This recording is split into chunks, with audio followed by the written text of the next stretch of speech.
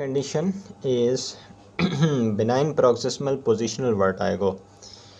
It is the recurrent paroxysmal short-lived attacks of the vertigo in certain critical position of the head.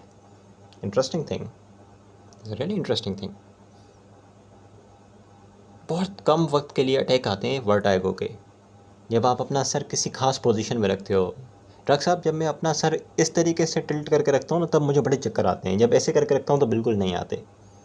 Exact etiology is not known, but it may be caused by some head injuries leading to the degenerative changes in the macula of the utricle. Macula is the sensory organ of the utricle. तो अगर sir पे कोई चोट लगे जिसकी वजह से आपके कान के अंदर मौजूद यूट्रिकल के अंदर मौजूद मैक्यूला डिजेनरेट हो जाएं, और जब मैक्यूला डिजेनरेट हो जाएंगे तो they will release the otoconial debris that will settle in and stimulate the posterior semicircular canal. आपको पता होगा ना कि जो यूट्रिकल के अंदर मौजूद जो मैक्यूला होते हैं, they are actually covered by this cupola ऊपर, if I am not wrong, this is in the utricle.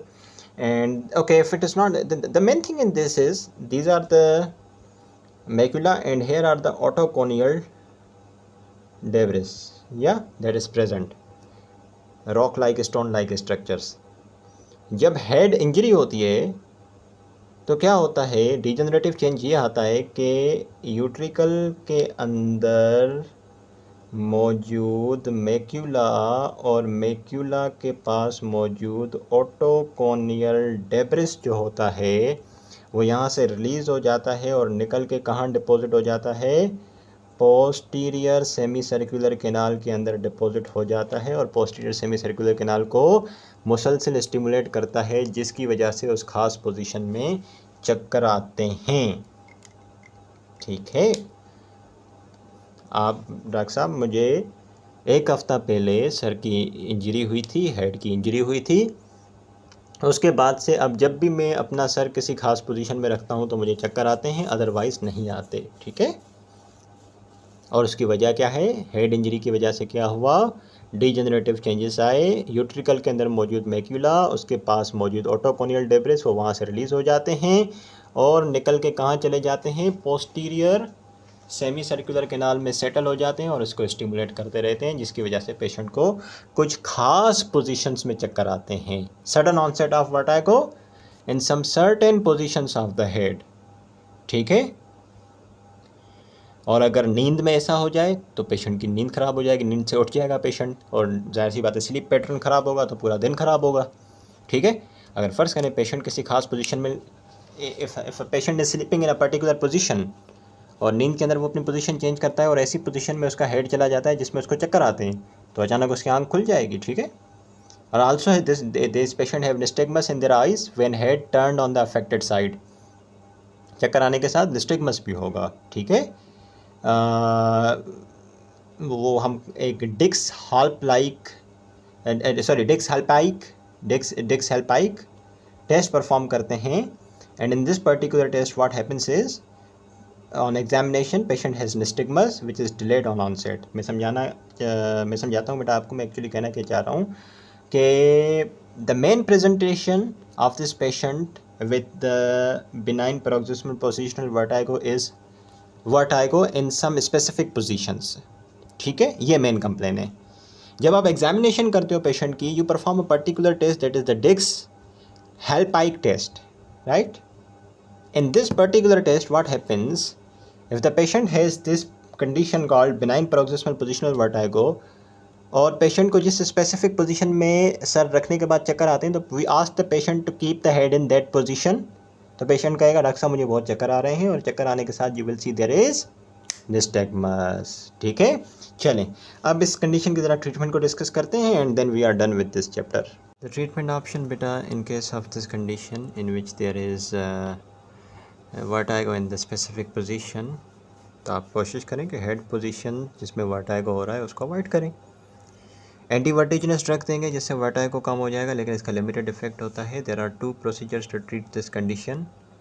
Problem क्या था, जो ऑटोकोनियल डेब्रिस था वो निकल के सेमी सर्कुलर कैनाल्स में चला गया है और उसको खास पोजीशंस में इरिटेट कर रहा है।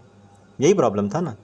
तो आप कुछ भी नहीं करें, सिंपली जो पोस्टीरियर सेमी सर्कुलर कैनाल के अंदर जो ऑटोकोनियल डेब्रिस आ गया है, जो स्पेसिफिक पोजीशंस में उसको इरिटेट कर रहा है और आपको चक्कर आ रहे हैं, उस ऑटोकोनियल डेब्रिस को निकाल दें वहाँ से, और निकाल के लेस सेंसिटिव एरिया में भेज दें। तो इसको निकालने के दो तरीके हैं, एक होता है एप्लीज मैनीवियर और एक दूसरा होता है Semont manoeuvre. Epley's manoeuvre is the sequential movement of the head in the different position में सर को घुमा के हम जो है इस डेब्रिस को निकाल देते हैं। वो अपनी जगह से पोस्टीरियर सेमी सर्कुलर कैनाल से निकल के किसी दूसरी लेस सेंसिटिव एरिया में चला जाता है। ये बड़ा ज़बरदस्त तरीका है। ये एप्लीज मैनीवियर हम पेशेंट को बिठाते हैं और yeah, just really interesting. Let me explain this to you.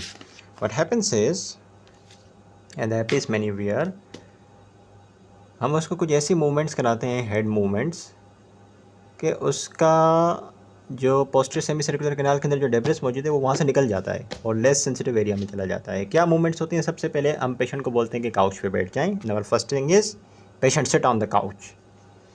If the affected year is the left ear, patient head is rotated to 45 degree on the left side and then head is lowered.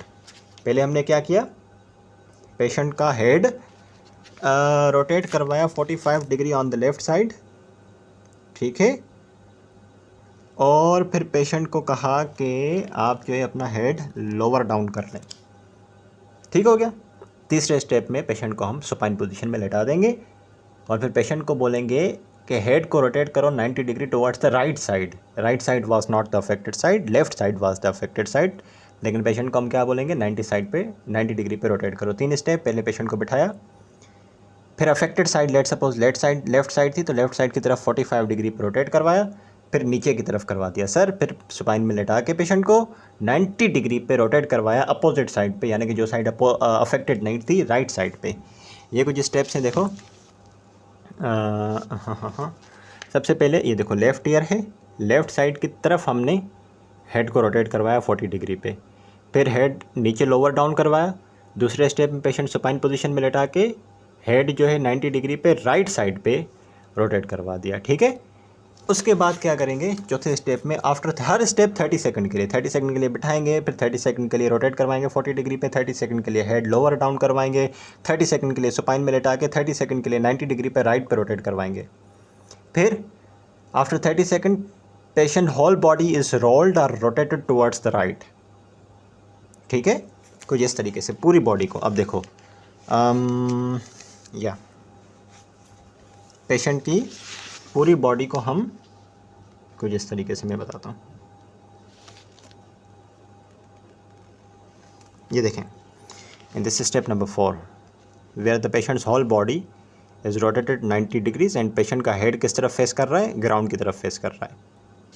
पहला step, patient को बिठाया, अगर left ear affected था तो left side की तरफ 45 degree पे हमने सर रोटेट करवाया, फिर लोअर डाउन करवा दिया, गुड हो गया। पेशेंट को लेटा दिया, गुड हो गया सुपाइन पोजीशन में। फिर 90 डिग्री पे रोटेट करवाया हेड राइट साइड की तरफ, वो साइड जो अफेक्टेड नहीं थी। फिर हेड के बाद पूरी बॉडी को रोटेट करवाया, रोल करवाया राइट साइड की तरफ, और हेड जो है वो ग्राउंड की तरफ फेस कर रहा है। और lastly we ask the patient to sit again. दोबारा क्विकली रिकैप करते हैं। पेशेंट को बिठाया, लेफ्ट साइड अफेक्टेड साइड थी, पहले लेफ्ट साइड की तरफ लेकर आए हेड को 45 डिग्री पे, फिर पेशेंट को फेस लोअर डाउन करवा दिया, फिर सुपाइन पोजीशन में लेटा दिया, फिर हेड को 90 डिग्री पे राइट साइड पे रोटेट करवाया, फिर पूरी बॉडी को राइट साइड पे रोल करवाया, हेड जो है ग्राउंड की तरफ फेस करवा रहा है, और वापस बिठा दिया पेशेंट को, ठीक है। लास्टली एक होता है सेमोंट मैनीवियर, इसके थ्रू भी इस डेब्रिस को निकाला जा सकता है पोस्टीरियर सेमी सर्कुलर कैनाल में से, ठीक है। इसकी डिस्क्रिप्शन नहीं दी हुई। सर्जिकल मैनेजमेंट ठीक करके वर्टाइगो को ठीक किया जा सकता है, खास करके इस कंडीशन को, benign proximal positional vertigo. It is indicated when the disease is persistent for the years and surgical treatment include different procedure, जिसकी मदद से we can get rid of this condition. Different procedures like the canal plucking, singular nerve section, vestibular nerve section and the labyrinthectomy.